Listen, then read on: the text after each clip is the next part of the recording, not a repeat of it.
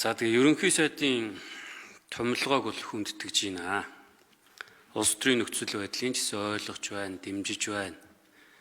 Улсын хурлын гишүүн болохын тулд бас нэг тодорхой хэмжээний амлалт өгөөд ажил хийгээд туршлага хуримтлуулсан хүмүүсийг сайдаар ийш тийш нь сэлгэж байгаа байх. Гэхдээ сая энэ өмнө үг хэлсэн хүмүүс нэлээд давхардаад хэлчлээ, нэг асман лам шиг хэдэн сайдтай болцсон.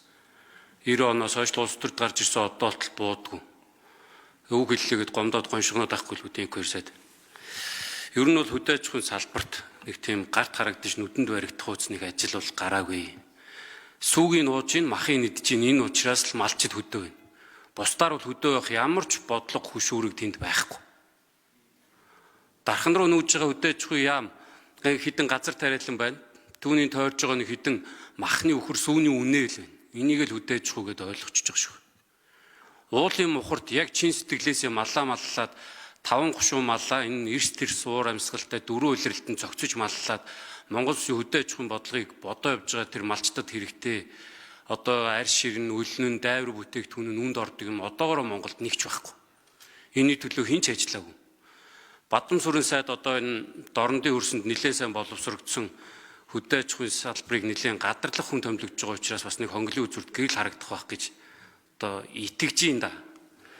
Тэгэд энэ инквайр сайд уг нь 2 сайд томилогдож байгаа юм чинь минутаа 2-оор үржүүлээд авчиж болохгүй. Хоёуланд нь хандаж үг хэлэхээр энэ минут багтаадах юм. Энэ инквайр сайд эдийн засаг хөгжлийн сайд болж байгаа. Мэргэжлийн бус. Тэгээд бид үгнийхээ эхэнд хэлсэн ерөнхий сайдын зовлон ойлгож байна. Тэгээд энэ салбарт яг сая манай намын наран туяа захирал нэлээд бодлогын бичиг баримтуудын төслийг бэлдсэн гэж ойлгосон. Тэгээд энэ дээр нь та дэмжихийн дэмжээд мэргэжлийн хүмүүсийг томилоод хөгжлийн банкыг ажилд нь оруулаасаа гэж танаас хүсэж байгаа. За тэгээд энэ улсын хурлаар одоо ингээд сайд нарыг бол дүүрж ерөнхий сайдын бүрэн ирэх учраас нэг ойлгоод дэмжиж явуулъя.